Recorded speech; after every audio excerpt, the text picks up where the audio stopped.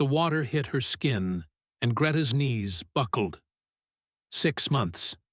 6 months since she had felt anything but cold, grime, and the constant film of her own unwashed body.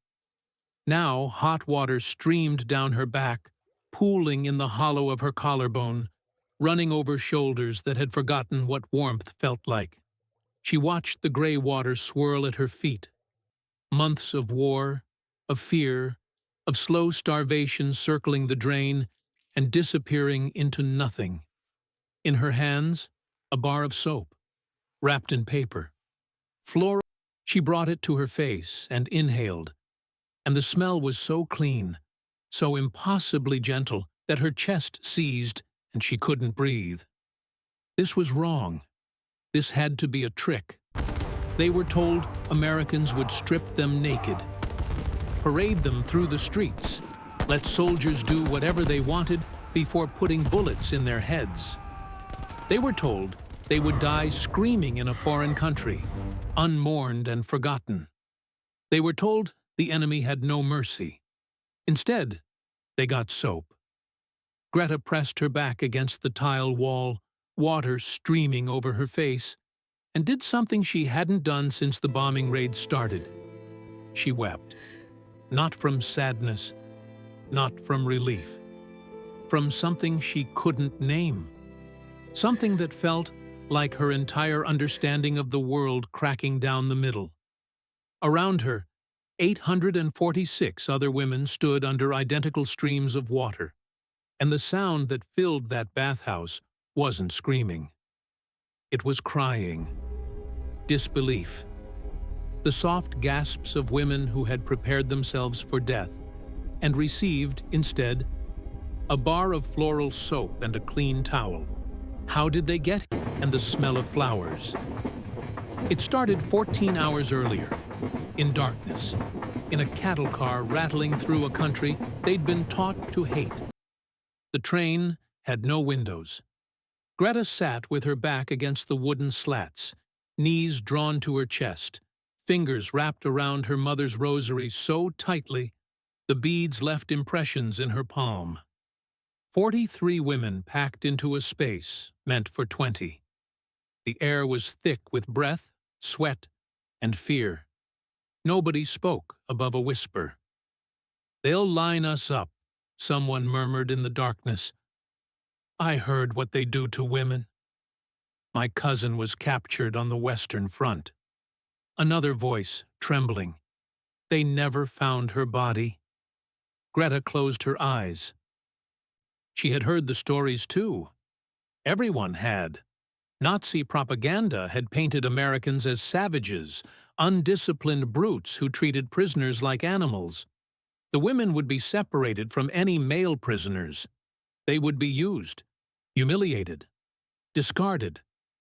She thought about her mother in Hamburg. Was she still alive? The last letter had come 3 months ago, before the firebombing, before everything burned. Greta had written back, but the postal system had collapsed along with everything else. Anna never talked about what she'd seen in Berlin. She didn't have to. It was written in the way she held herself, like a woman who had already died once and was simply waiting for her body to catch up. Anna had operated searchlights during the air raids. She'd guided the anti-aircraft guns, watched the sky fill with fire night after night. When the buildings came down, she'd pulled bodies from the rubble with her bare hands. Children, old women, people who'd been alive 10 minutes earlier, drinking coffee or reading newspapers, and were now just shapes under concrete and ash. She never flinched, never cried, just kept working until her hands bled. Now those same hands rested on her knees, perfectly still, and her eyes stared at nothing. Across the car, Greta noticed a girl she hadn't seen before. Couldn't have been older than 19, though she looked 15. Small frame, hollow cheeks, dark hair cropped short. She sat apart from the others, clutching something to her chest. A photograph, maybe. She hadn't spoken a single word since they'd been loaded onto the train. Greta had tried to talk to her once, asked her name. The girl just stared through her like she wasn't there. "Hey," Greta leaned closer to Anna, keeping her voice low. "That girl. Do you know what happened to her?" Anna's eyes flickered toward the silent girl, then away. "Helga. Signals Corps. She was in Dresden." "Dresden!" Greta's stomach turned. She didn't need to ask anything else. The train lurched, slowed, and then stopped. For a long moment, nothing happened. The women held their breath. Greta's heart hammered against her ribs. This was it. This was where they found out what Americans really did to German women. The doors scraped open. Light flooded in. Blinding. Greta threw her arm over her eyes, gasping as humid air rushed into her lungs.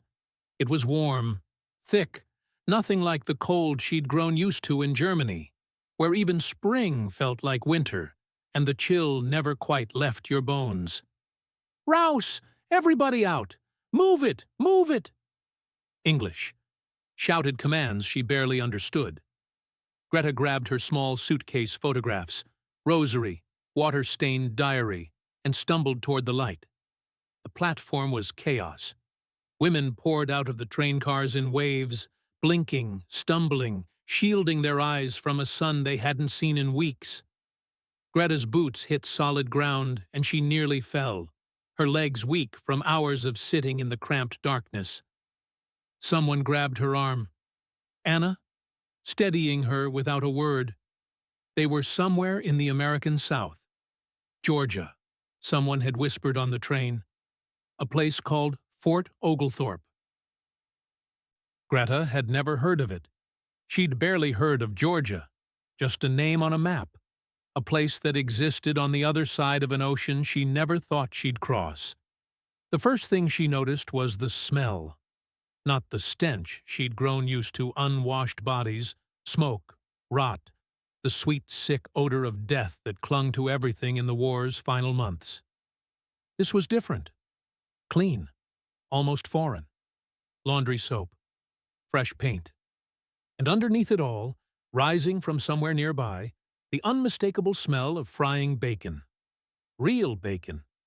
Not the ersatz meat they'd choked down during the war's final years, gray and tasteless, and barely food at all.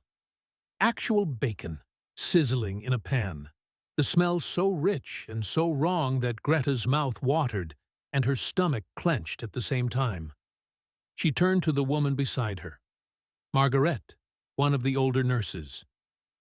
34, though she looked 50. Gray streaks in her hair, deep lines around her eyes.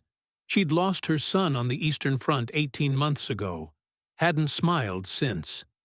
"Do you smell that?" Greta whispered. Margaret nodded slowly. Her expression was unreadable. Around them, American soldiers were organizing the prisoners into groups. But they weren't shouting. Not really. Firm voices, yes, commands. But not the screaming Greta had expected. Not the rage. Some of the guards were young. 18, 19. Boys, really. Some of them looked nervous, uncertain how to handle 800 exhausted, terrified women who'd been told they were monsters. Others were older, steadier. A few were even smiling. Smiling. Greta didn't understand. Were they mocking them?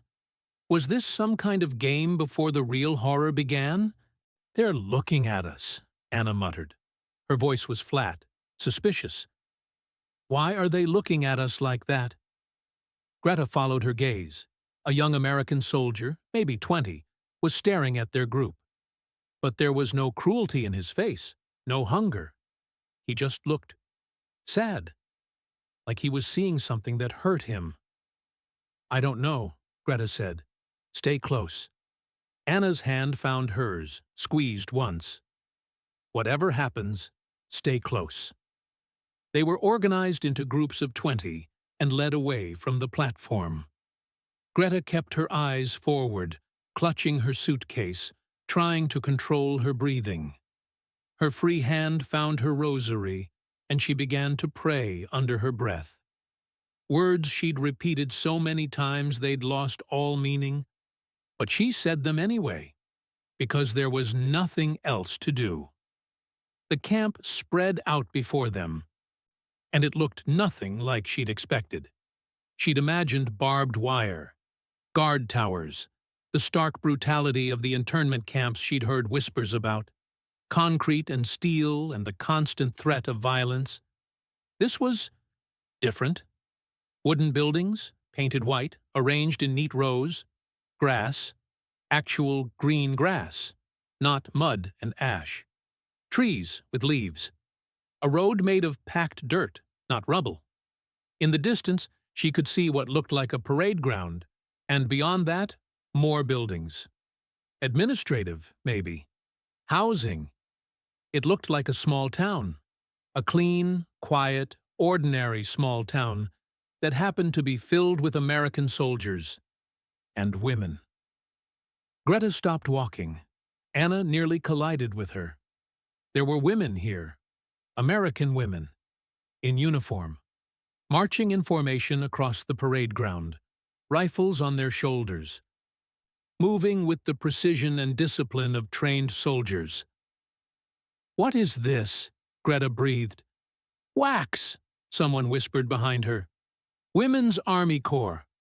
Americans use women in their military." Greta stared.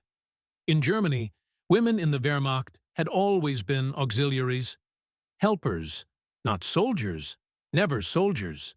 The idea of women being treated as true military personnel, given the same training and respect as men, it was foreign, almost incomprehensible. One of the American women glanced over as Greta's group passed. Their eyes met for a moment. The American's expression was neutral, assessing. Then she looked away and continued her march. "Keep moving," the guard called out. "Almost there." They approached a long, low building at the edge of the compound. The smell of fresh paint was stronger here, and Greta realized the building was new. Recently constructed, maybe even built for them. A female American officer stood at the entrance. She was perhaps 40, with short brown hair and a face that might have been kind in other circumstances. Now it was all business, watching the German women file toward her with an expression Greta couldn't quite read. Margaret moved to the front of their group, straightening her spine, lifting her chin. Even after everything, she still carried herself like a senior nurse, like someone used to being in charge, used to holding things together when everyone else fell apart. The American officer looked at her, then at the rest of them. And then she spoke, in German. "You will be given clean clothes, towels, and time to wash. You will then be provided with a meal. After that, you will be shown to your barracks." The words moved through the crowd like a wave. Women translating for those who hadn't heard, passing the message back, voice by voice, until everyone understood. Greta didn't move, didn't breathe. Clean clothes, towels, time to wash, a meal. It had to be a trick, some kind of psychological torture. Get their hopes up, make them feel safe. And then, "This is a lie," Anna said quietly. "It has to be." But the American officer was still talking, her German slightly accented but perfectly clear. She explained the rules of the camp, work details, meal times, medical care available if needed. Letters home could be written and would be delivered through the Red Cross when possible. Letters home. A woman behind Greta started crying. Soft, hitching sobs that she tried to muffle with her hand. Another woman put an arm around her. Then another woman started crying. And another. Greta felt Anna's hand tighten on hers. "This isn't real," Anna whispered. "This can't be real." But it was real.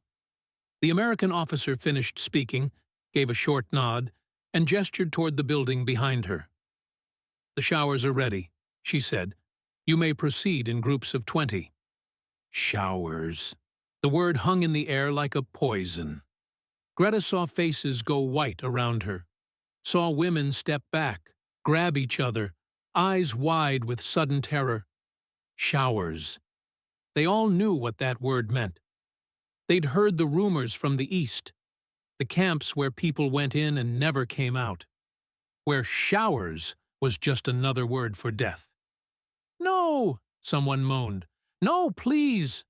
Not like that.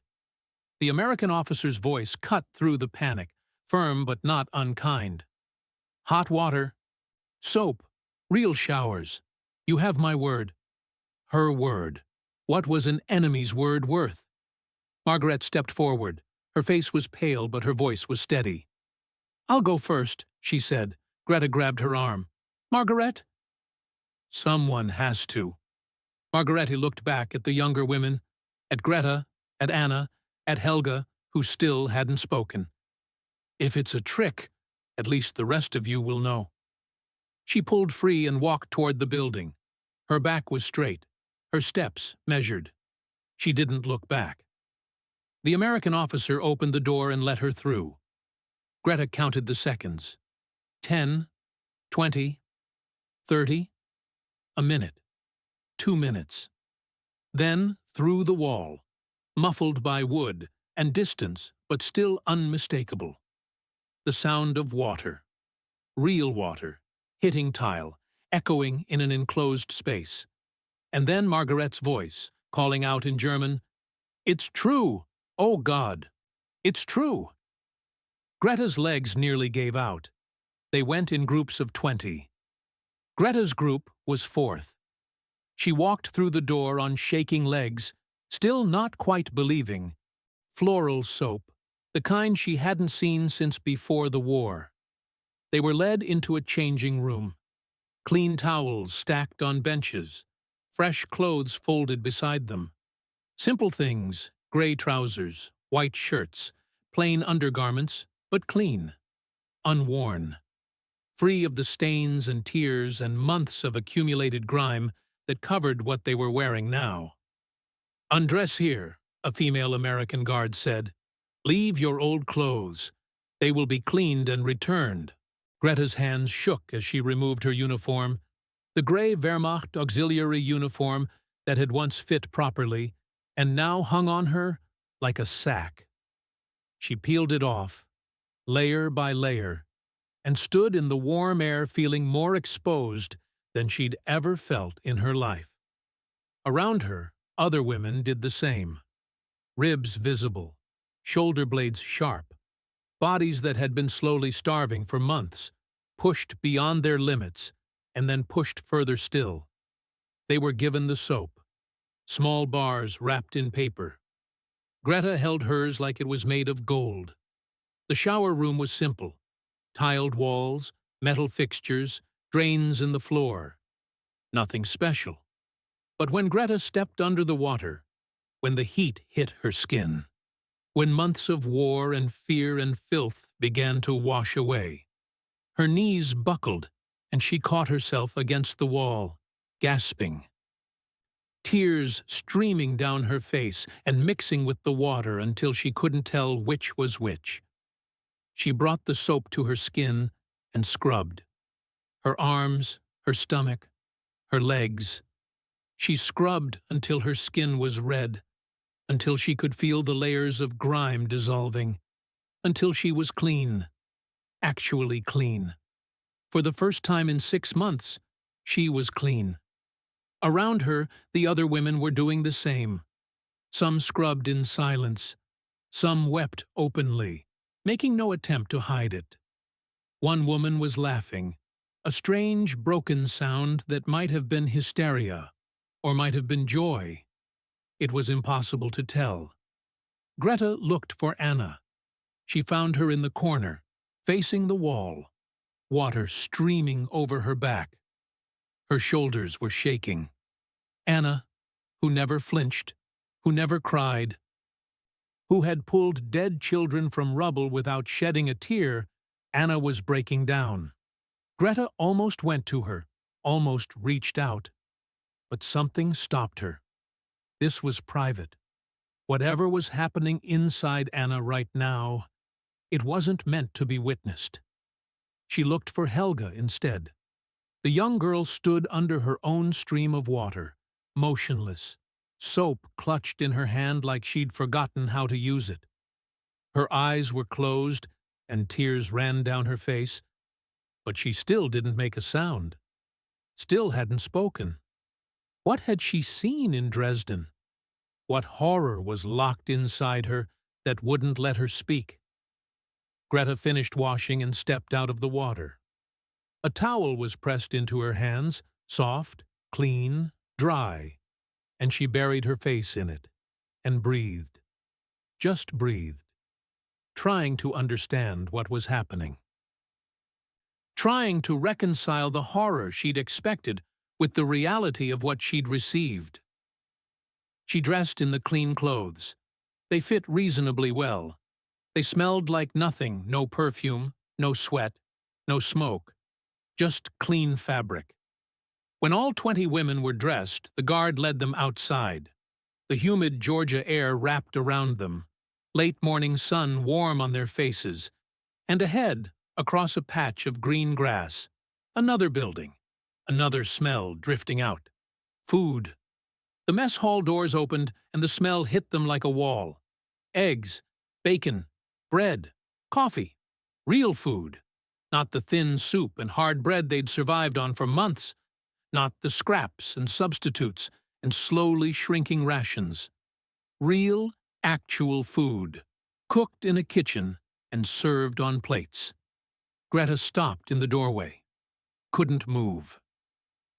Her stomach clenched and her mouth watered, and something in her chest felt like it was going to burst. Anna appeared beside her, still not speaking, but her eyes were red, and there was something different in her face. Something cracked open. Behind them, Margarete was counting heads, making sure everyone was accounted for. Even now, she couldn't stop being a nurse, couldn't stop taking care of everyone else. And behind Margaret, Helga stood motionless, staring at the food like she'd never seen any before. Inside, the guard said gently, "Go ahead, it's for you." They filed into the mess hall and found seats at the long wooden tables. Plates were placed in front of them. Actual plates, with actual food and utensils to eat it with. Greta picked up her fork, put it down, picked it up again. Some of the women ate too fast. She could see it happening, months of starvation taking over, bodies demanding food, demanding it now. They shoveled eggs into their mouths, tore bread with their teeth, barely chewing before swallowing. Some of them would be sick later. She knew that. Stomachs that had shrunk couldn't handle this much, this fast. But she understood. God, she understood. She looked at her own plate. Eggs, slightly scrambled, 2 strips of bacon, a piece of bread with butter, a cup of coffee, steam rising. And she couldn't eat. Not because she wasn't hungry. She was starving.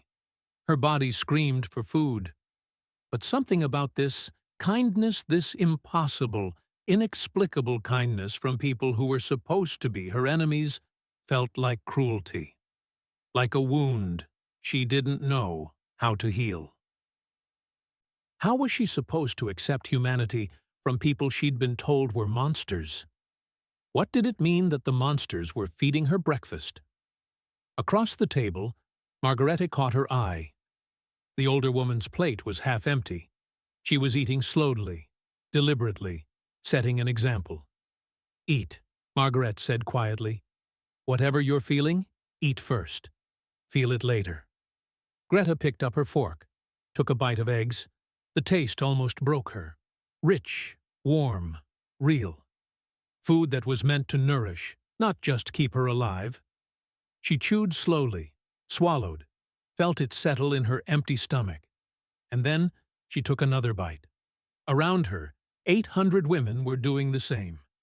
Eating in silence or crying, or staring at their plates like they'd discovered something impossible, like they were trying to solve a problem that didn't have an answer.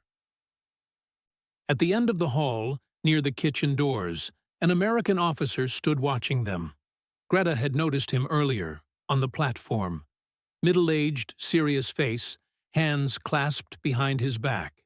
He wasn't eating, just watching. There was something in his expression she couldn't read. Not cruelty, not pity. Something else entirely. Margaret followed her gaze, looked at the officer, looked back at Greta. "What?" Greta whispered. Margaret shook her head slowly. "I don't know," she said, "but he knows something. I can see it in his face." Greta looked at the officer again. He met her eyes for a moment, then looked away. Whatever he knew, whatever was coming next, it wasn't over. They had been given soap and food and clean clothes. They had been treated with a humanity they never expected. But the war wasn't finished yet. And neither was their story. The barracks smelled like fresh wood and clean linen. Greta stood in the doorway, suitcase in hand, staring at rows of beds that looked almost too good to be real. Metal frames, actual mattresses, pillows, blankets folded at the foot of each one. A window at the far end letting in afternoon light, dust motes floating in the golden air. She hadn't slept in a real bed in 4 months. Before that, a cot in a signal station outside Berlin. Before that, her childhood bedroom in Hamburg, with the blue curtains her mother had sewn and the view of the church steeple down the street. That bedroom was probably ash now. Everything was probably ash. "Pick any bed," the guard said from behind them. "This building is yours." The women filed in slowly, uncertainly. Some of them reached out to touch the mattresses like they might disappear.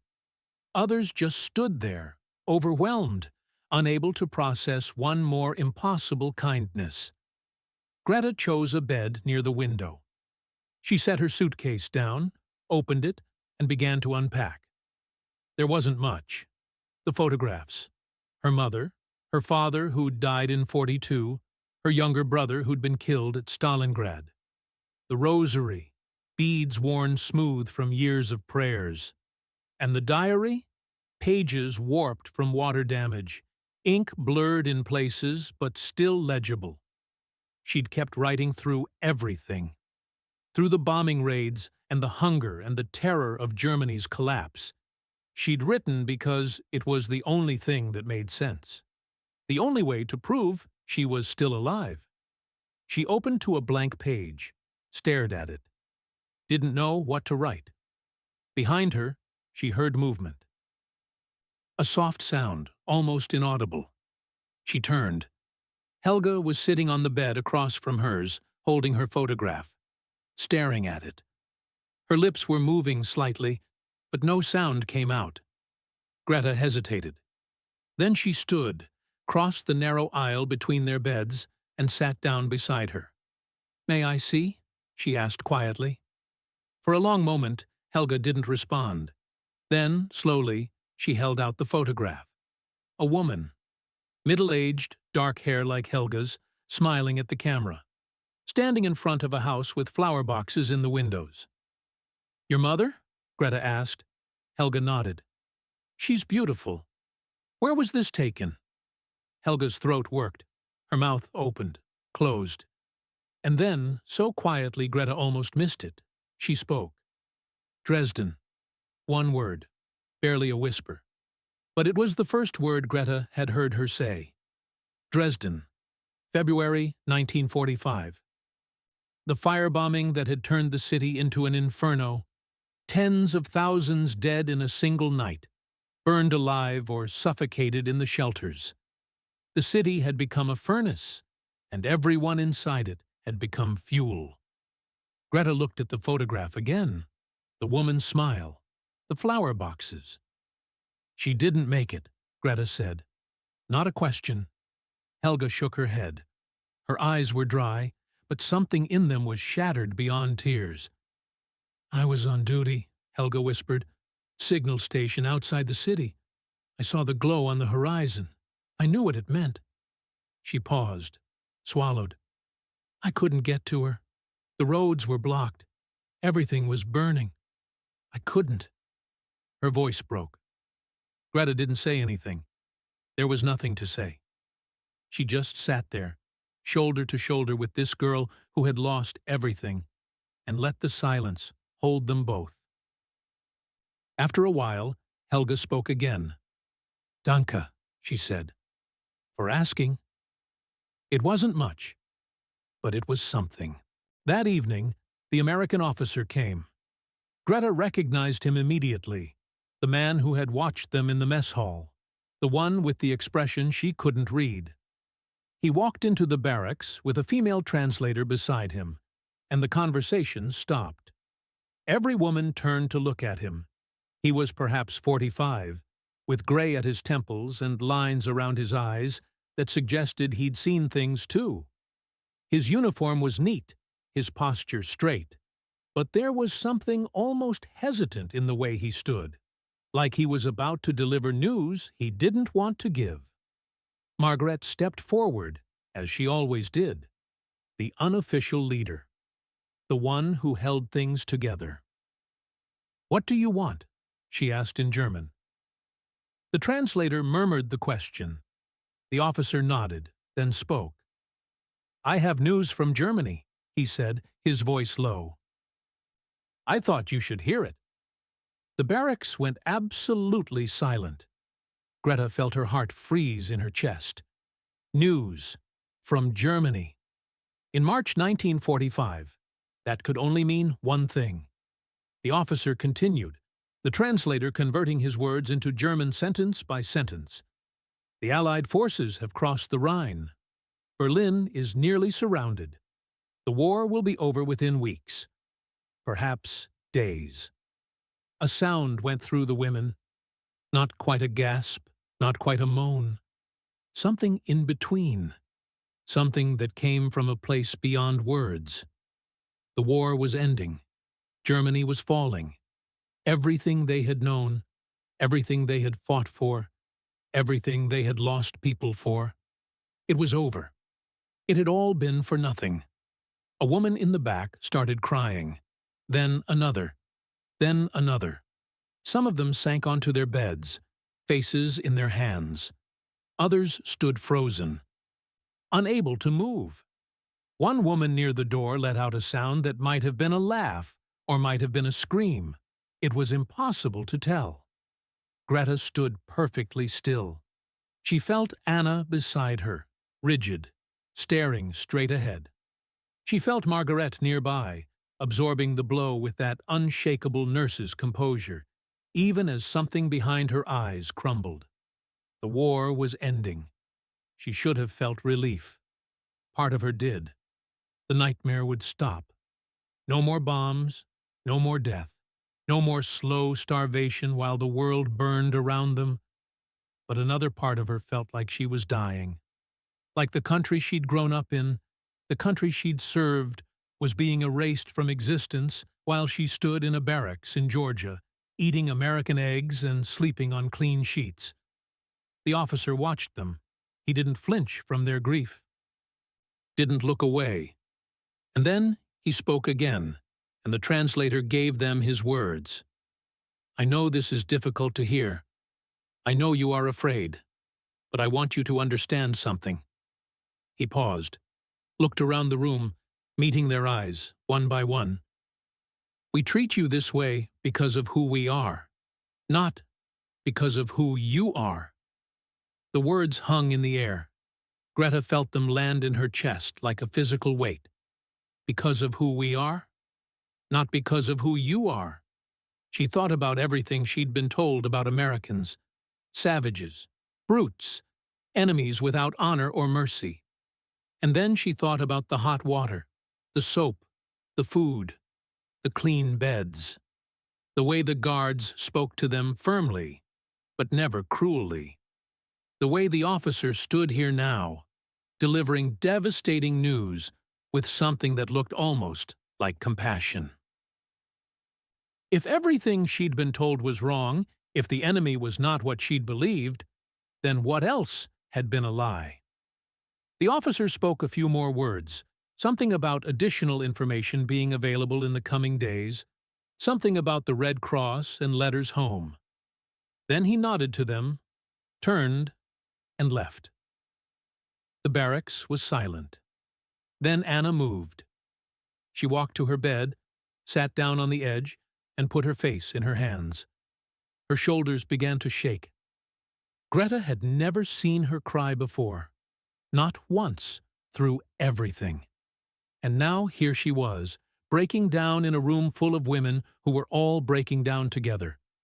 Greta went to her, sat beside her, did what Helga had done earlier. Nothing. Just sat there, shoulder to shoulder, and let Anna fall apart. "We lost," Anna whispered through her hands. "Everything. Everyone. It was all for nothing." Greta didn't answer. There was no answer to give. She thought about her brother at Stalingrad, her father in the hospital, wasting away from wounds that wouldn't heal, her mother in Hamburg, probably dead under the rubble. All the people she'd loved, all the people she'd served beside, all the people who had believed in something and died for it. And now, here she was, alive, clean, fed, sitting in a barracks in Georgia, while her country bled out on the other side of the world.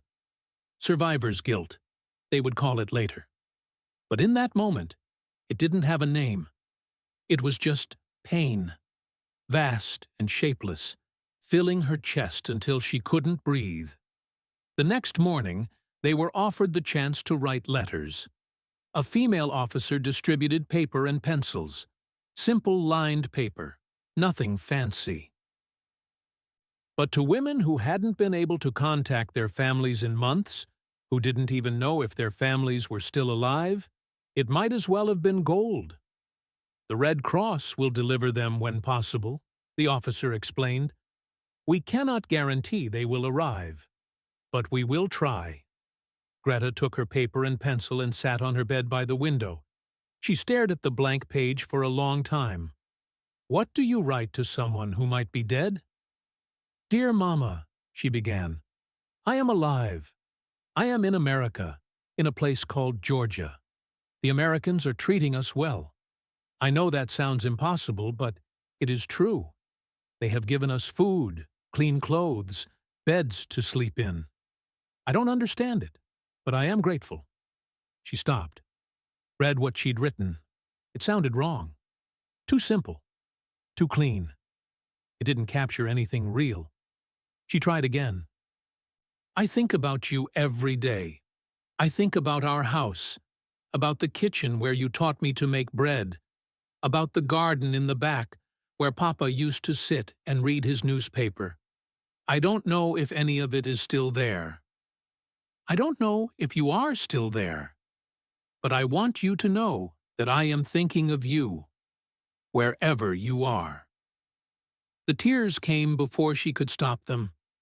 They fell on the paper, blurring the ink, just like they had blurred her diary. She wrote about the war, about Berlin, about the signals station, about the day she was captured. She wrote about the train, about the fear, about what she'd expected and what she'd received instead. She wrote until her hand cramped and the page was full. And then she wrote one more line at the bottom. "I don't know what any of this means, but I am alive, and I am trying to understand." She folded the letter carefully, wrote her mother's name and address on the outside, and handed it to the officer. Maybe it would arrive. Maybe it wouldn't. Maybe her mother was already gone. But she had written it, and that had to count for something. Across the barracks, Anna sat on her bed with a blank page in front of her. She hadn't written a word. Greta went to her. "Aren't you going to write?" Anna shook her head. "To who?" Greta didn't have an answer. Anna looked at the paper for another long moment. Then she folded it, unused, and set it aside. "There's no one left," she said quietly. "Berlin is gone. Everyone I knew is gone." She paused. "Maybe it's better that way. Maybe it's easier to start over when there's nothing to go back to." Greta didn't know if that was true, but she understood why Anna needed to believe it. Days turned into weeks. The rhythms of the camp became familiar. Wake up, breakfast, work details, not brutal labor but manageable tasks like gardening, kitchen duty, laundry, lunch, rest, dinner, evenings in the barracks, talking quietly, or reading or writing in diaries that would someday tell stories no one else would believe. Greta learned English words from the guards. "Thank you." "Please." "Good morning." Small things, but each one felt like a bridge being built, a connection to a world she was slowly beginning to understand.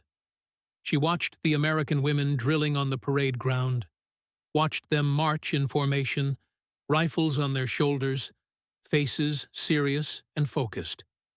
They were soldiers, real soldiers, treated with the same respect as men, given the same training, the same responsibilities, the same opportunities.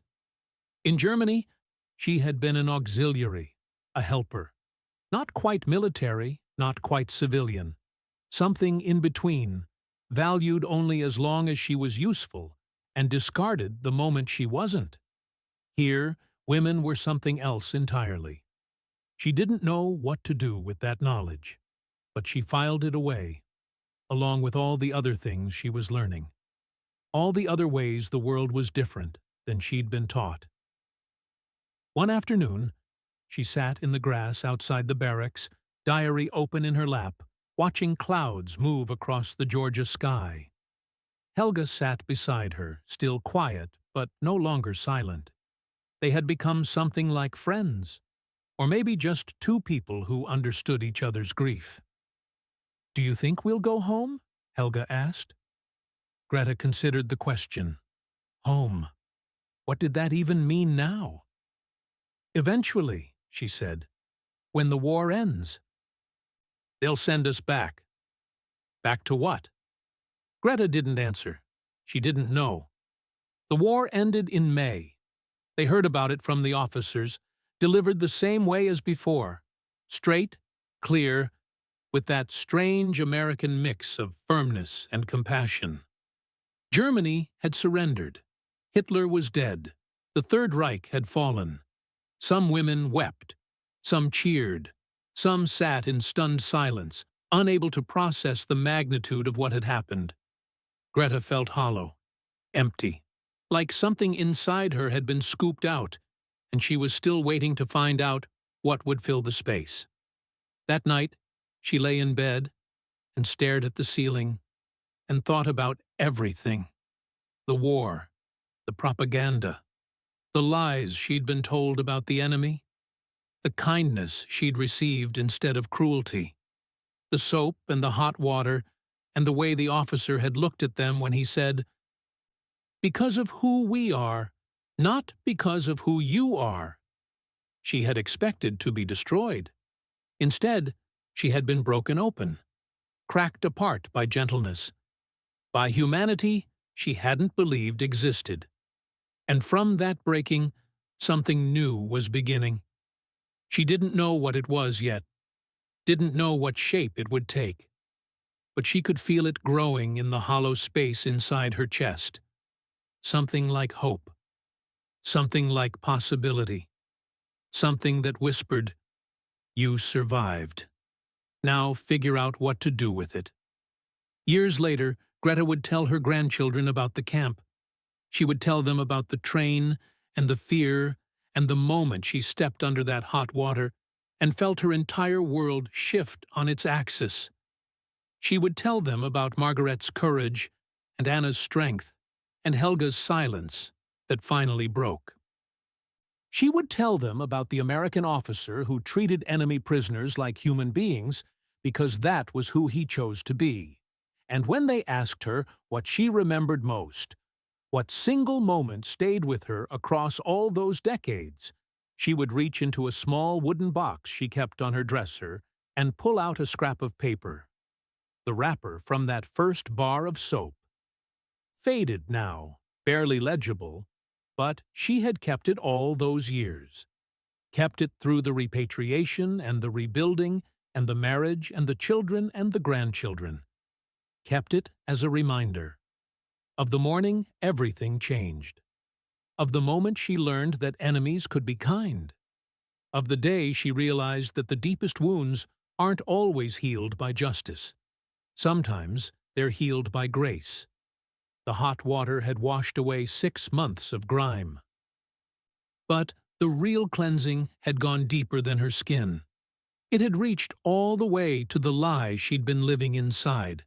And once that was gone, once she saw the enemy clearly for the first time, she was finally free to become someone new. That was the transformation. Not the soap, not the food, not the clean clothes. The moment she understood that humanity wasn't something you earned. It was something you gave.